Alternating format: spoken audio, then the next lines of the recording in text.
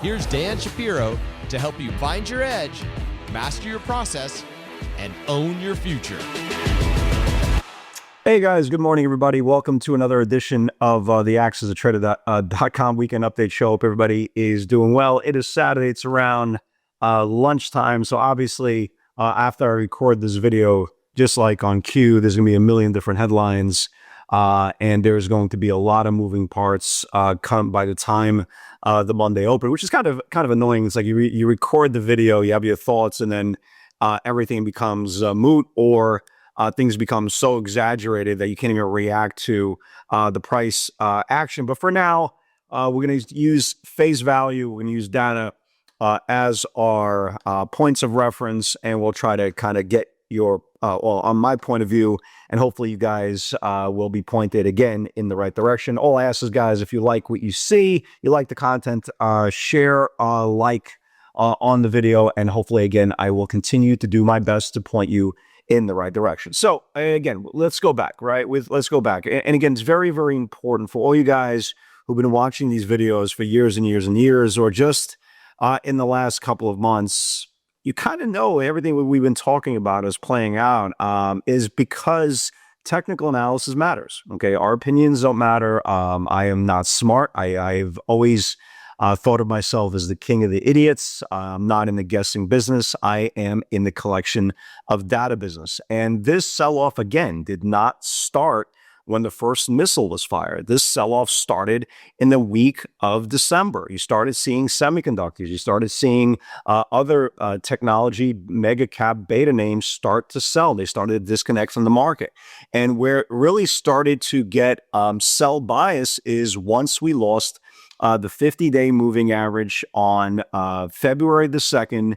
And then if you guys remember, on NVIDIA's earnings date, it failed to reclaim it back. And that was basically the cherry on top, the confirmation of, hey, by the way, you're going to see some more selling in your future if we don't record back, if you don't reclaim back the 50-day moving average. And I started kind of talking about the levels, right? Big levels under the 50-day moving average, nothing good happens. And then we started testing the 150-day moving average numerous times, this blue line here, and we held and we held and we held and we held. And I kept on reiterating the point, well, we can't keep on getting back above the 50-day moving average. Well, why is this important? Well, the longer we stay below the 50, eventually the dam will be bursting. Eventually they will not be able to hold the 150-day moving average.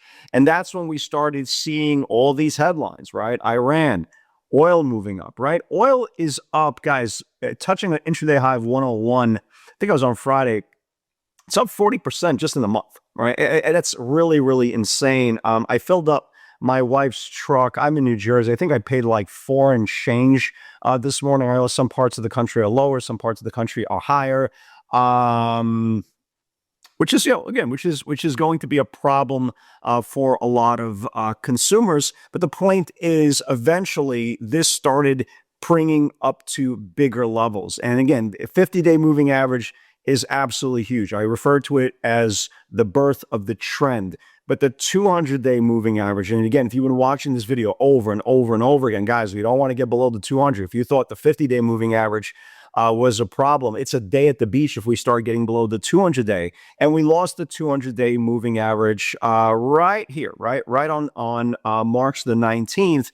And the problem with us losing the 200-day moving average, they kept on reiterating the same news. And, we talked about this video after video after video, year after year. Again, I've been hosting the AxesATrader platform for nearly 17 years now. So I've been making a lot of videos, and they've been technically playing out the way they should when levels of major technical damage occur. And you keep on reiterating the point, when stocks are below, right, below technical damage. And that's what happened. Not only we lost the 50 to 150, but that 200-day moving average. Just think about it as your mother's unconditional love for you. So if your mother's unconditional love for you is not there anymore, well, what the hell do you have, right? Let's think about it. What do you have? And that's the whole point of the 200-day moving average. So you kept on seeing headline after headline after headline. Again, correct me if I'm wrong, day after day. Trump We're winning the war. They want to make a deal. They're desperately wanting to make a deal. We're winning the war. And this is day after day after day. And we kept on gapping up every single day. And every video, guys, literally, you could go back to the last 7 videos, I think. All I kept on saying, guys, do whatever you do not buy gap ups in underneath the 200-day moving average. You're buying stock back into supply. Okay, it's the absolute worst thing you can do, because all you're doing is reiterating where stocks broke down the day before. And every single day, we kept on gapping up on literally the same headline every single day. They want to make a deal. They're desperate to make a deal. Their Army, Navy, Air Force, and Marines, whatever it is, they're completely destroyed. We're winning. We're doing great. We're doing great. And every single gap up got absolutely sold. And not only did every single gap up get sold, we kept on confirming the previous lows in the previous weeks, and yada, yada, yada. Here we are, right? Here we are. Again, brutal day for the bulls. Some great trading this week. Brutal day for the bulls. If you look at the Nasdaq 100, let's use the QQQs as a proxy. We're down over 8%, right? We're down over 8%. And oh, by the way, do you know what happened on Friday? Trump said again, they want to make a deal. At some point, you got to stop, right? At some point, somebody got to take out the tranquilizer gun and say, yo, big fella, sit this one out for a little bit. You just stop talking for like 15 minutes. But obviously, we don't know what other news is going to break over the weekend. As of right now, it is almost 1 o'clock Eastern time, Saturday. Again, by the time you guys watch this video, God knows what the news is going to be. But again, like I said 5 minutes ago, let's just use this opportunity to talk about things face value. So going into Monday, right, it's going to be a little bit tricky. And the reason why I say it's going to be a little bit tricky, the last thing the bulls want is another gap up. Okay, you do not want a gap up. I understand. And again, I don't want to go do a deep dive into new traders or a novice trader keeps on buying dips, like buying dips. That's a different conversation. I think we've shredded that conversation for a long time. I don't want to get into that, right? It's a whole different conversation. The question is what happens on Monday and how am I approaching Monday? Well, here's how I'm approaching Monday.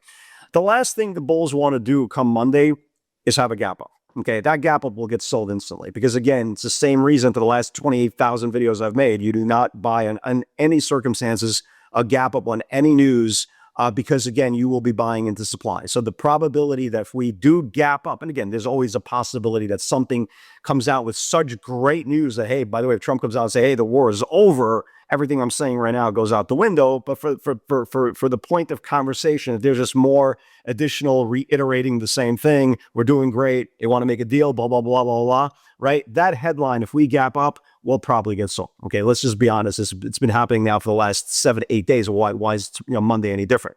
Again, there's a bigger headline. Obviously, we have to kind of retrace our thinking and kind of look at the bigger picture of what any significant news potentially could give us. But going into Monday's session, if we do not get a gap up and if we get a flat opening, yes, I am still continuing to look at downside channels. There's a lot of great value for Monday's session. I'm going to give you guys some ideas for Monday. The last thing that I want, because again, I do still think there's a lot of meat to the downside.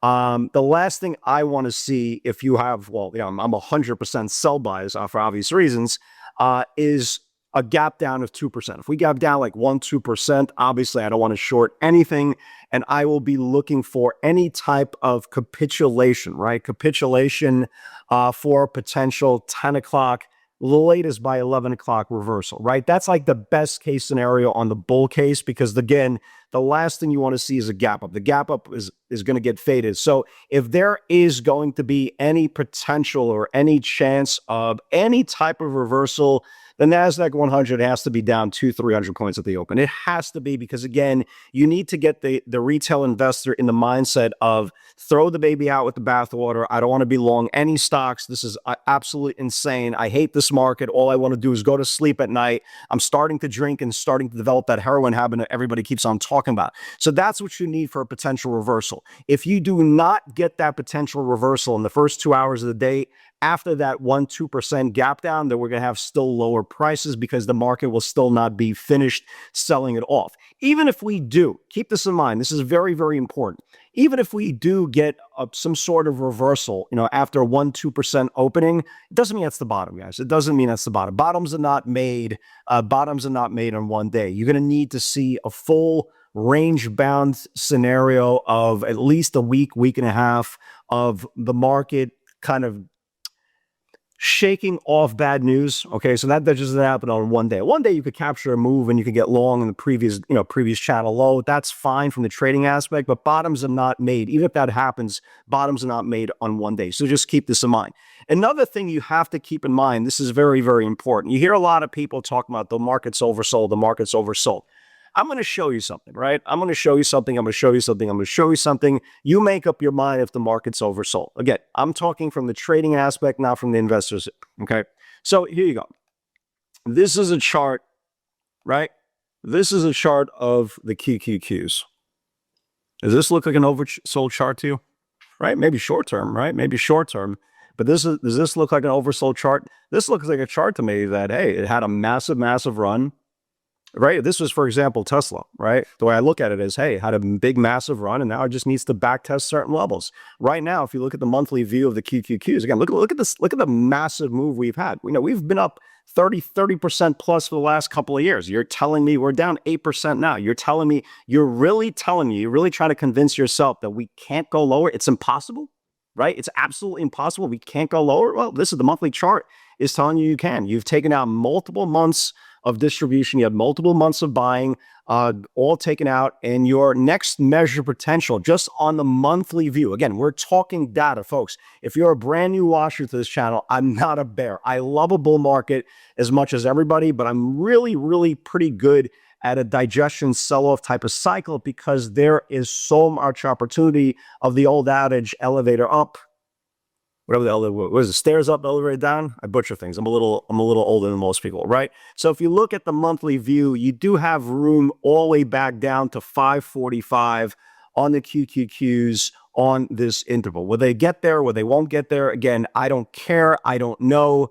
My job is to get ready for the next day. Okay, I'm not trying to predict what's going to happen 3 days from now, a month from now, 3 years from now. I'm looking at the data for Monday, right? And if I'm right on the data and it confirms, things should work out. If I'm wrong in the data and it doesn't confirm, guess what? I don't just throw up my hands and start being a mule, right? I'll go with the trend of the day. I'll go with the theme of the day, but it has to make sense and it has to make technical sense. Here is where I believe the value is. Okay, if you guys remember, and this is when you knew the sellers were in control. If you guys remember, AMD had a really, really amazing day on Wednesday. You guys remember it was up like 20 points. Everything was huge. Marvel was up. AMD was up. And guess what happened? In the next 2 days, in a normal organic market that's strong, AMD would have not given up this whole move. Guys, AMD literally gave up this whole move in the next 2 sessions. That's not a good thing. But my focus is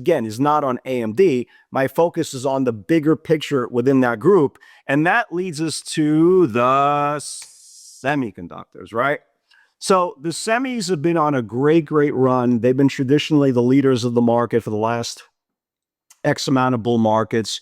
And now we have the lowest close since this reversal candle on March the 9th, right? Why is March the 9th important? Because we had this major gap down, follow through for like several days, several weeks, and we finally had the reversal candle. And on Friday, it closed right at this candle, okay? And here's my point. This is kind of what I want to see. This is where I really want to see a flat opening on Monday. We probably don't get it. Or I personally want to see either flat or gap up opening on Monday, just because I want my game plan to play out. So if you look at the semiconductors, again, this closed right on the March 9th lows. If we confirm the March 9th lows on Monday, guys, look how much room we have, right? So if you're building your watch list, you got to look at some semiconductors, guys. Let me give you some semiconductor names I am definitely watching for Monday. Again, assuming assuming we don't gap down. Okay, I'm hoping we don't gap down, but who the hell knows? So here's some of the semis that I am watching for Monday. Avago looks ready to go, baby, right? Looks ready to go. The Avago, this is now the whole lowest close in this whole formation. The only thing left is the February lows. If Avago starts losing the February lows, this thing will continue. This thing looks really good. Look at TSM, right? Look at TSM. TSM has been building really nicely below the 50-day moving average for the last 3 weeks. And now it's just sitting right on support, guys. It's sitting right on support on the 100-day EMA. If this thing loses the 100-day EMA, this thing has a lot of room down as well. NVIDIA, I had a great rejection, man. We always talk about rejections and all that stuff on videos. I had a great rejection on NVIDIA on Friday. NVIDIA lost this whole macro channel that went all the way back to November. This is how big it was. This has lost a multi-month channel and putting a low all the way down to 167. Again, I am watching NVIDIA. I'm hoping these things gap up. If this thing can gap up, I'm going to try to reject this thing into supply, into 60-minute supply. And once it gets below Friday's channel, hopefully we can get this thing hammered as well. Amazon, again, nothing to do with the semiconductors, but boy, oh boy, look at Amazon, right? Amazon has lost now all the way down to the February channel. Massive sell-off, no bounce the whole day. I'm going to watch this thing below Friday's low as well. And Tesla, man, Tesla's been... I mean, if you know me, if you've been trading with me for the last 17 years on this platform, man, Tesla's a godsend. What's not to like? I mean, this thing, it was massive put buying coming in. We saw some May, some June's 330s coming in for the stock. So there's a lot of value. So again, just to kind of reiterate, I would love to see a gap up or a flat open on the tape. Then all our downside channels will continue to be in play. Okay. If the market gaps down 1 or 2%, I will be looking for signs of lower highs on the 60-minute view for a potential capitulation. Well, I don't want to use the word capitulation, but at least tradable blow-off bottom. Is that even a phrase? Potential blow-off bottom that we can start accumulating above the 10 o'clock highs. So we're ready to go. I know you guys, and a lot of you guys are investors. So again, everything that I'm talking about really pretty much doesn't apply to you. But for all you guys who've been trading with me for nearly 17 years, you know how good the value has been in this tape. The most important part is to wait for confirmation, wait for these channels to confirm, and let the options market bet in that direction. Guys, God bless everybody. Stay safe. And with God's help, I'll see you all on Monday.